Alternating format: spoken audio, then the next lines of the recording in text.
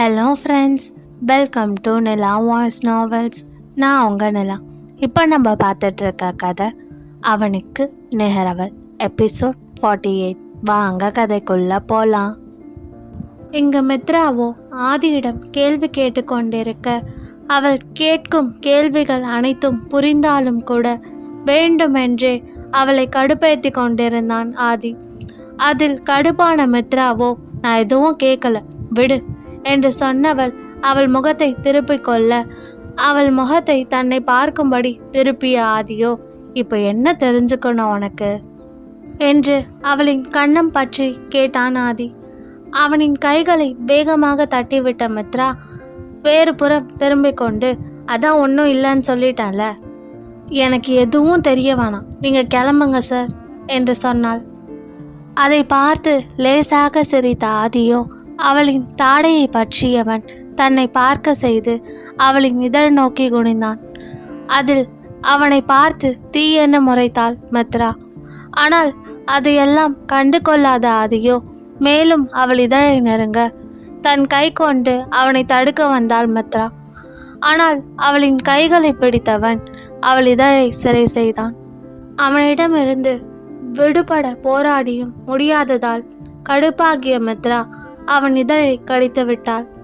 அதில் அவள் இதழை விடுவித்தவன் நிமிர்ந்து கோபமாக அவளின் விழி பார்க்க, ஆனால் அவனை விட கொலை வெறியில் அவனை முறைத்து கொண்டிருந்தாள் மித்ரா. அவளை பார்த்த ஆதியோ, ஏண்டி கடிச்ச என்று கேட்க, அவனையே முறைத்து பார்த்த மித்ராவோ, நான் தான் கிஸ் பண்ணாதன்னு சொல்கிறேன்லடா, அப்புறம் ஏன் கிஸ் பண்ணுற என்று கேட்டாள். அப்படி தான் பண்ணுவேன், என்னடி பண்ணுவ என்று சொன்னவன் மீண்டும் அவள் இதழ் நோக்கி குனிய, ஆனால் அவனை மேலும் முறைத்த மித்ராவோ, வேணாதேவ், அடிச்சிருவேன் என்று சொல்ல, அவளை பார்த்து லேசாக சிரித்த ஆதியோ, முடிஞ்சா அடிச்சுக்கொடி என்று சொன்னவன் மேலும் அவள் இதழ் நோக்கி குனிந்தான். மித்ரா சற்றென்று அவள் கண்களையும் கைகளையும் இறுக்கமாக மூடிக்கொண்டாள். எப்பொழுது தான் முத்தமிட அருகில் வந்தாலும் தன் கழுத்தை சுற்றி அவள் கைகளை போட்டுக்கொண்டு தன்னை வரவேற்பவள் இன்று கைகளையும் கண்களையும் இறுக்கி மூடிக்கொள்வதிலேயே புரிந்து கொண்டான் தான் இப்பொழுது அவளை முத்தமிடுவதில் அவளுக்கு விருப்பமில்லை என்று. அதில் வேகமாக அவளை விட்டு விலகிய ஆதி அவள் அருகில் படுத்துக்கொள்ள, அவன் தன்னை விட்டு விலகியதை உணர்ந்த மித்ரா கண் விழித்து அவனை பார்த்தாள். அவனும் அவளை தான் பார்த்து கொண்டே படுத்திருந்தான். அவளை அழுத்தமாக பார்த்த ஆதியோ, நான் உன்னை கிஸ் பண்ணுறது, உன்கிட்ட நெருங்கி வர்றது உனக்கு பிடிக்கலன்னா அதை முன்னாடியே சொல்லிடுடி, அதை விட்டுட்டு இப்படி பண்ணாத, அது எனக்கு ஹர்ட் ஆகுது என்று அவனின் வார்த்தைகள் கோபமாக வந்தது. என்னதான் அவன் கோபமாக சொன்னாலும் அவன் கண்ணில் தெரிந்த வலியை பார்த்த மித்ராவிற்கு அப்பொழுதுதான் அவன் சற்று நேரத்திற்கு முன் தன்னை முத்தமிட வரும்பொழுது தான் என்ன செய்தோம் என்பதை நினைவுக்கு வந்தது. அப்படி ஒரு செயலை செய்ததை நினைத்து தன்மேலேயே கோபம் கொண்டவள் வேகமாக ஆதியை பார்த்து, ஐயோ தேவ், நீ நினைக்கிற மாதிரி இல்லை, நான் உன்கிட்ட கேட்டுட்டு இருக்கும் போது நீ கொஞ்சம் கூட எனக்கு பதில் சொல்லாமல் நீ அப்படி பண்ணிட்டு இருந்தியா, அந்த கோபத்தில் தான் அப்படி பண்ணிட்டேன் என்று அவள் சொல்ல, அவளை பார்த்தவனோ, அது எனக்கு புரியுதுடி, நீ என் மேலே இருக்க கோவத்தில் தான் அப்படி பண்ணன்னு எனக்கும் தெரியும், இருந்தாலும் நீ சடனாக அப்படி நடந்துக்கிட்டது எனக்கு ஒரு மாதிரி ஆயிடுச்சு என்று அவன் சொல்ல, வேகமாக அவனை நெருங்கிய மித்ராவோ அவன் இதழை சிறை செய்தாள். அவளின் இந்த செயலை துளியும் எதிர்பார்க்கவில்லை ஆதி. அவன் காதல் மனைவி, அவளாக தரும் முதல் முத்தம். இதற்கு முன்பு கூட மித்ரா அவனை முத்தமிட்டிருக்கிறாள் தான், ஆனால் அது அவன் கேட்டு அவள் கொடுத்தது. ஆனால் இப்பொழுது அவளாகவே அவனை முத்தமிடுகிறாள். இது ஆதிக்கு ஆனந்த அதிர்ச்சியாக இருந்தது. பிறகு அவளின் இந்த முத்தத்தை தன் கண்கள் மூடி ரசித்து கொண்டிருந்தான் ஆதி. ஆதி என்ற அரக்கனையே தன் ஒற்றை முத்தத்தால் அடக்கியிருந்தாள் அவனின் ராட்சசி.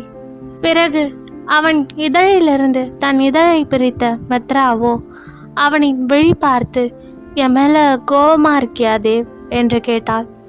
அவளை பார்த்த ஆதியோ, ஏன் இப்போ கொஞ்ச நேரத்துக்கு முன்னாடி நடந்ததுக்கா என்று கேட்க, இல்லை என்று தலையசைத்த மித்ராவோ, நான் உன்னை விட்டுட்டு போனதுனால நீ இன்னும் என் மேலே கோவமாக இருக்கியா? அன்னைக்கு நான் அந்த ஃபங்க்ஷன் வேண்டான்னு சொன்னதுனால தான் இப்போ நீ வேண்டான்னு சொல்றியா என்று மித்ரா கேட்க, அவளை முறைத்து பார்த்த ஆதியோ, நான் உன்னை பழி வாங்கிறதுக்காக வேண்டான்னு சொல்கிறேன்னு நினைக்கிறியா என்று கேட்டான். அதற்கு வேகமாக இல்லை என்பது போல் தலையசைத்தாள் மித்ரா.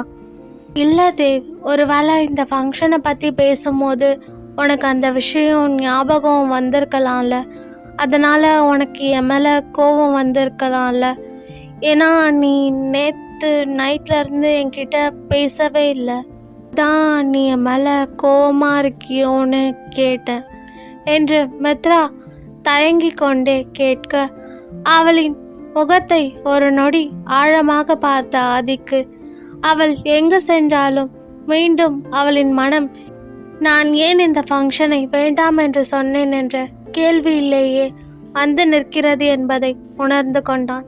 அதில் தன் அருகில் படுத்திருந்தவளை தூக்கி தன் மேல் படுக்க வைத்து கொண்டவன் அவளின் கன்னத்தை தன் கைகளால் தாங்கி பிடித்து அவள் விழி பார்த்து, நான் உன்னை பழிவாங்க நினைக்கிறதா உனக்கு தோணுதா என்று கேட்டான். அதற்கு இல்லை என்று தலையசைத்தாள் மித்ரா. அப்போ நான் உன் மேலே கோவமாக இருக்க மாதிரி தோணுதா என்று கேட்டான். அதற்கும் இல்லை என்று தலையசைத்தாள் மித்ரா. இங்கே பாரம்மோ, எனக்கு நடிக்க தெரியாது. ஒருவேளை நான் உன் மேலே கோவமாக இருந்தா அது ஸ்ட்ரெயிட்டாக உன்கிட்ட காட்டிடுவேன் என்று ஆதி சொல்ல, அது மித்ராவிற்கும் நன்றாக தெரியுமே, அவன் மனதில் ஒன்றை வைத்து கொண்டு வெளியில் வேறொன்றை பேசுபவன் கிடையாது என்று. அதில் அமைதியாக அவள் அவனையே பார்த்து கொண்டிருக்க, ஒரு பெருமூச்சொன்றை விட்ட ஆதியோ, நான் அந்த ஃபங்க்ஷன் ஏன் வேண்டான்னு சொன்னேன்னு என்னால் இப்போ உன்கிட்ட சொல்ல முடியாது, ஆனால் நிச்சயம் அது உனக்கே ஒரு நாள் தெரிய வரும் என்று சொல்ல, அவனை ஏன் என்பது போல் பார்த்தாள் மித்ரா. அதில் ஒரு பெருமூச்சை விட்ட ஆதி அவளின் விழி பார்த்து, உன் கழுத்தில் தாலியே இல்லைனா கூட நீ என் பொண்டாட்டி தாண்டி, நீ எனக்கு சொந்தமானவன், இதை யாராலையும் மாற்ற முடியாது என்று சொன்னவன் பட்டென்று அவள் கழுத்தில் தொங்கிக் கொண்டிருந்த தாலியை பிடித்து இழுத்தான். ஒரு நொடி பயத்தில் பதறிவிட்டாள் மித்ரா. வேகமாக அவளின் கை ஆதியில் கைகளில் இருந்த அவளின் தாலியை பிடுங்க போக, அவளின் கைகளை பற்றியவன் ஏண்டி இவ்வளோ பயம் என்று கேட்டான். பின்ன பயப்பட மாட்டாங்களாடா? தாலியே இல்லைனாலும் நீ என் பொண்டாட்டின்னு சொல்லிட்டு திடீர்னு நீ தாலியை பிடிச்சி இழுத்தா பயம் வரதானே செய்யும் என்று மித்ரா கேட்க, அவளை பார்த்து லேசாக சிரித்த ஆதியோ, கழட்ட மாட்டேன் விட்ரி என்று சொன்னான். பிறகுதான் அவள் பிடித்திருந்த தாலியை விட்டாள் மித்ரா. அவளின் தாலியை தன் கைகளில் ஏந்தியவன் அதற்கு முத்தமிட்டு விட்டு அவளின் விழி பார்த்து, உனக்கு நிச்சயம் தாலி பிரித்து கோக்குற ஃபங்க்ஷன் நடக்கும், ஆனால் அது இப்போ இல்லை, இது என்னோட ப்ராமிஸ் என்று சொன்னான். அவனை ஒரு நொடி அமைதியாக பார்த்த மித்ராவோ, எனக்கு இந்த ஃபங்க்ஷன் எல்லாம் வேண்டாம் தேவ், ஆனால் ஏன் நீ இப்போ வேண்டான்னு சொல்கிற, அந்த ரீசனை மட்டும் சொல்ல என்று அவள் கேட்க, அவளை முறைத்து பார்த்தான் ஆதி.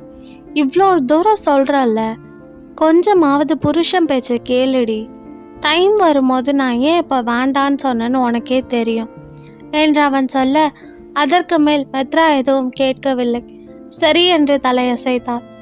அவளை தூக்கி தன் மடியில் அமர வைத்த ஆதியோ, தான் கொண்டு வந்த பிளேட்டில் இருந்த உணவை எடுத்தவன் அவளுக்கு ஊட்டினான். ஆனால் அவனை பார்த்த மித்ராவோ, நான் சாப்பிட்டேன், நீ சாப்பிடு என்று சொன்னாள். அவளை முறைத்த ஆதியோ, நான் வராமல் நீ நைட்டு சாப்பிட மாட்டேன்னு எனக்கு தெரியும், நீ தானே சொன்ன நமக்குள்ளே என்ன பிரச்சனை இருந்தாலும் அந்த நாள் முடியும் போது அந்த பிரச்சனையும் முடிஞ்சிருக்கணும்னு, இப்போ நீ போட்ட ரூல்ஸை நீயே பிரேக் பண்ணலாமா என்று அவன் கேட்க, அமைதியாக அவனை தான் பார்த்து கொண்டிருந்தாள் மித்ரா.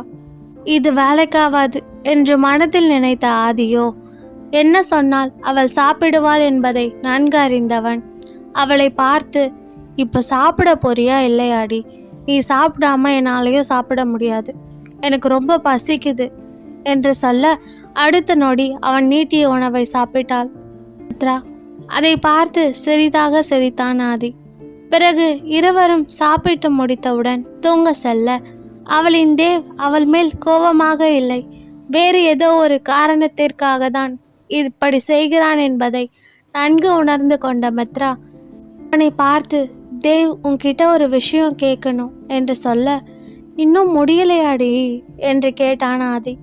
அதில் அவனை முறைத்த மித்ரா, இது அம்ரு பத்தி என்று சொல்ல, அவளை பார்த்த ஆதியோ, அதான் மேடமே அம்ரு லவ் பண்ணுற பையன் வீட்டில் பேசிட்டீங்க, அப்பா அம்மா கிட்ட பேசிட்டீங்க, இதில் இன்னும் என்கிட்ட கேட்க என்ன இருக்கு என்று கேட்டான். மித்ரா மனதிற்குள்ளே, இவனுக்கு தெரியாம ஒரு விஷயம் கூட நடக்காது போல, எப்படி தான் கண்டுபிடிக்கிறானோ தெரியல என்று தன் மனதிற்குள்ளேயே அவள் கணவனை திட்டியவள் அவன் முகம் பார்த்து, அது இல்லை தேவ், அம்ருவோட மேரேஜ் பற்றி நீ என்ன நினைக்கிற? அவங்க வேற நாளைக்கு நம்ம வீட்டுக்கு வரட்டுமான்னு கேட்டாங்க என்று மித்ரா கேட்க, அவளை ஒரு நொடி ஆழமாக பார்த்தவனோ, அம்ருக்கு இப்போ மேரேஜ் பண்ணணும் நீ நினைக்கிறியாடி என்று கேட்டான். அவனை பார்த்து இல்லை என்று தலையசைத்தாள் மித்ரா. அவள் படிச்சுட்டு இருக்காதே, இப்போ எப்படி அவளுக்கு மேரேஜ் பண்ண முடியும்? இன்னும் அவள் சின்ன பொண்ணு தான். நான் மேரேஜ் பண்ணுறத பற்றி கேட்கல, அவங்க வீட்டில் வந்து பேசுகிறேன்னு சொல்கிறாங்கல்ல, அதுக்கு என்ன சொல்லலான்னு தான் கேட்டேன் என்று மித்ரா கேட்க, அவளை அமைதியாக பார்த்த ஆதியோ, அம்ரு இப்போதைக்கு மேரேஜ் பண்ணுறதுல எனக்கு கொஞ்சம் கூட விருப்பம் இல்லை அம்மோ. அவளுக்குன்னு ஒரு லைஃப் இருக்குது, அவள் இன்னொருத்தரை டிபெண்ட் பண்ணி இருக்கக்கூடாது, அவளுக்குன்னு ஒரு ஐடென்டிட்டியை உருவாக்கணும் என்று ஆதி சொல்ல, அவனை பார்த்து புன்னகைத்த மித்ராவோ, அது எனக்கும் தெரியும் தேவ், நான் அம்ருக்கு இப்போவே மேரேஜ் பண்ணணும்னு சொல்லலை, அவள் இந்த ரிலேஷன்ஷிப்பில் இன்செக்யூர்டாக ஃபீல் பண்ணுறா தேவ், அவள் எங்கே விஸ்வாவை இழந்துடுவோமோன்னு பயப்படுறா. ஒரு சின்ன விஷயத்துக்காக அவள் எந்த அளவுக்கு ரியாக்ட் பண்ணான்றத நான் விஸ்வா கிட்ட அன்னைக்கு பேசினது மூலமாக தெரிஞ்சுக்கிட்டேன். அதுக்கப்புறம் தான் நான் அம்ரு கிட்ட போய் பேசினேன். அவள் ரொம்ப டவுனாக இருந்தா அன்னைக்கு. நீங்கள் சின்ன வயசுலேருந்து அவளை அன்பாக அக்கறையாக பாதுகாப்பாக தான் பார்த்துக்கிட்டீங்க.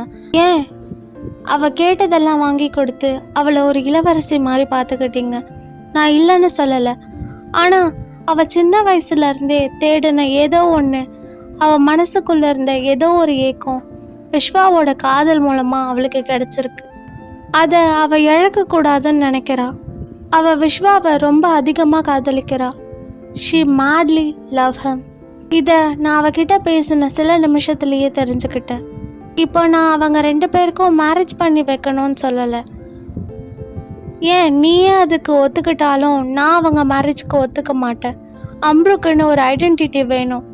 நீ சொன்ன மாதிரி அவள் எப்போவுமே யாரையும் டிபெண்ட் பண்ணி இருக்கக்கூடாது. அவளுக்கு விஸ்வா மேலே நிறைய நம்பிக்கை இருக்குது, ஆனால் அவள் எதையும் நினச்சி குழப்பத்தில் இருக்கா. அது எக்ஸாக்டாக என்னன்னு என்னால் சொல்ல முடியலை, ஆனால் ஷீ நீட் எ ஹோப்.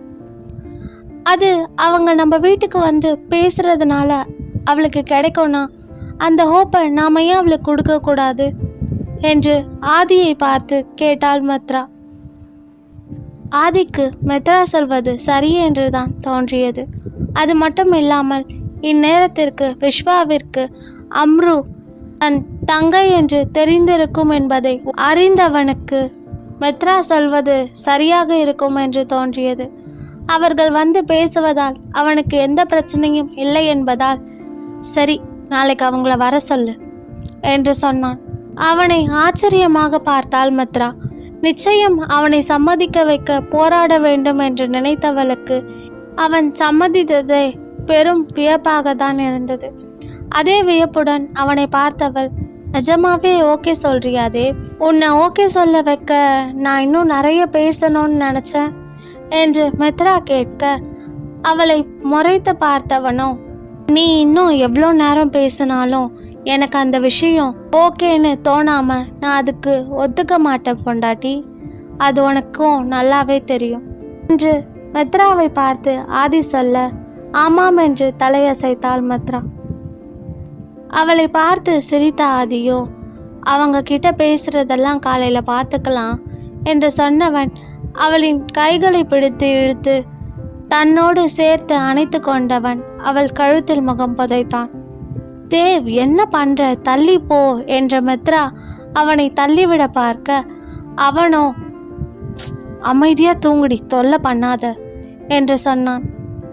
அதில் லேசாக சிரித்த மித்ராவோ தானும் அவனை அணைத்து கொண்டு நிம்மதியாக தூங்கினான். அடுத்த நாள் காலை பொழுது அழகாக விடிந்தது. ஆதி, துருவன், சர்வா மூவரும் ஹாலில் அமர்ந்து கொண்டு லேப்டாப்பில் எதையும் பார்த்து கொண்டு தீவிரமாக பேசிக்கொண்டிருந்தார்கள். அப்பொழுது அவர்களின் முன்னால் சென்று நின்றாள் அமிர்தேஷா. ஆனால் அவர்கள் மூவரும் அவள் நிற்பதை உணர்ந்தாலும் என்னவென்று கேட்கவில்லை. லேப்டாப்பை தான் பார்த்து கொண்டு தீவிரமாக பேசிக்கொண்டிருந்தார்கள். எதர்ச்சியாக கீழே பார்த்த வேதா அவர்கள் மூவரும் வேலை விஷயமாக பேசிக்கொண்டிருப்பதையும் அவர்கள் அருகில் கையை பிசைந்தபடி அமைதியாக நின்றிருக்கும் அம்ருவையும் பார்த்தவள் வேகமாக தன் சகோதரிகள் இருவருக்கும் அழைத்தாள். அவர்கள் இருவரும் காலை அட்டன் செய்தவுடன் அவர்களை பேச விடாமல், நீங்கள் என்ன பண்ணுவீங்க ஏது பண்ணுவீங்கன்னு தெரியாது, வேகமாக ஃபர்ஸ்ட் ஃப்ளோர் வாங்க, இங்கே கீழே ஹாலில் ஒரு சூப்பரான சம்பவம் நடக்க போகுது, அப்புறம் மிஸ் பண்ணிடாதீங்க என்று சொன்னவள் வேகமாக ஃபோனை கட் செய்து விட்டாள். வேதா சொன்னதில் புரியாமல் குழம்பிய மித்ரா மற்றும் வர்ஷினி இருவரும் அதே குழப்பத்துடன் கீழே சென்றார்கள். ஃபர்ஸ்ட் ஃப்ளோரில் நின்று கொண்டு ஆர்வமாக கீழே நடப்பவற்றை பார்த்து கொண்டிருந்தாள் வேதா.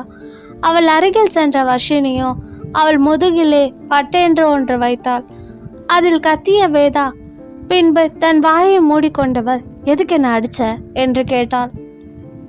எதுக்கடி ஃபோன் பண்ணி என்னை உடனே வர சொன்ன என்று வர்ஷினி கேட்க, உனக்கு வேற வேலையே இல்லையா, எதுக்கு இப்போ என்ன இங்கே வர சொன்ன என்று கேட்டுக்கொண்டே வந்தாள் மித்ரா. ஆனால் அவர்களின் கேள்வியை எல்லாம் கண்டு கொள்ளாத வேதாவோ அவர்கள் இருவரின் கைகளையும் பிடித்து இழுத்து கொண்டு வந்து அங்கே பாருங்க என்று கீழே காண்பித்தாள். அதில் வர்ஷினி மற்றும் மித்ரா இருவரும் ஒருவரை ஒருவர் பார்த்து கொண்டவர்கள் புரியாமல் கீழே பார்க்க, அங்கே ஆதி, துருவன், சர்வா மூவரும் அமர்ந்திருக்க எதிரில் பாவமாக நின்று கொண்டிருந்தாள் அம்ரு. இங்கு அவர்கள் தன்னை பார்ப்பார்கள் என்று வெகு நேரம் அமைதியாக நின்று கொண்டிருந்த அம்ரு தன் அண்ணன்கள் மூவரும் தன்னை வேண்டுமென்று தான் கண்டு கொள்ளவில்லை என்பதை உணர்ந்தவள் மெதுவாக அண்ணா என்று அழைத்தாள். ஆனால் அப்பொழுதும் அவர்கள் கண்டு கொள்ளவில்லை. இப்பொழுது சற்று வேகமாக அண்ணா என்று அழைக்க மூவரும் நிமிர்ந்து அவளை தான் பார்த்தார்கள். அவர்கள் பார்வை தன்மேல் விழுவதை உணர்ந்த அம்ரு, அதுவும் ஆதியின் அந்த கூர்மையான கண்களை கண்டவள் வேகமாக தன் தலையை குனிந்து கொண்டாள். அவளை பார்த்த துருவனோ, என்னம்மா கூப்பிட்ட, இப்போ எதுவும் பேசாம அமைதியா நிற்கிற, ஏதாவது சொல்லணுமா என்று கேட்டான். அது இல்லை, ஆமா அது என்று மாறி மாறி உளறி கொண்டிருந்தாள் அம்ரு. அவளை பார்த்த சர்வா, எதுவா இருந்தாலும் சொல்ல அம்ரு என்று கேட்க அவளோ மீண்டும் நிமிர்ந்து மூவரையும் பார்த்தாள். மறுபடியும் ஆதியின் கண்களை பார்த்தவள் வேகமாக தலை குனிந்து கொண்டாள். தன் காதலை பற்றி தன் அண்ணன்களிடம் கூறுவாளா அம்ரு? ஆதி ஏன் ஃபங்க்ஷன் வேண்டாம் என்று சொன்ன காரணத்தை மித்ராவிடம் கூற மறுக்கிறான்? அவன் மனதில் என்ன இருக்கிறது? சாதாரண குடும்பத்தை சேர்ந்த பெண்தான் அமிர்தேஷா என்று நினைத்து கொண்டிருக்கும் விஸ்வாவின் குடும்பத்திற்கு அம்ருவின் உண்மையான அடையாளம் தெரிய வருமா? தெரிந்தால் என்ன செய்வார்கள்? இந்த திருமணத்தை ஏற்பார்களா? ஏற்கனவே இந்த திருமணத்திற்கு ஏடி ஒத்துக்கொள்ள மாட்டான் என்று பயத்தில் இருக்கும் விஸ்வாவிற்கு இப்போதைக்கு அம்ருவிற்கு திருமணம் வேண்டாம் என்ற ஆதியின் முடிவு எப்படி இருக்கும்? அதை ஏற்றுக்கொள்வானா விஸ்வா? ஆதியின் இந்த முடிவுக்கு அம்ரு என்ன சொல்ல போகிறாள்? இதை பற்றி மேலும் தெரிஞ்சுக்க நிலா வாய்ஸ் நாவல்ஸை சப்ஸ்கிரைப் பண்ணுங்க. இந்த ஸ்டோரி உங்களுக்கு பிடிச்சிருந்தா லைக் பண்ணுங்க, ஷேர் பண்ணுங்க அண்ட் மறக்காம சப்ஸ்கிரைப் பண்ணுங்க. பாய் ஃப்ரெண்ட்ஸ், நான் உங்கள் நிலா. நெக்ஸ்ட் எபிசோடில் மீட் பண்ணலாம்.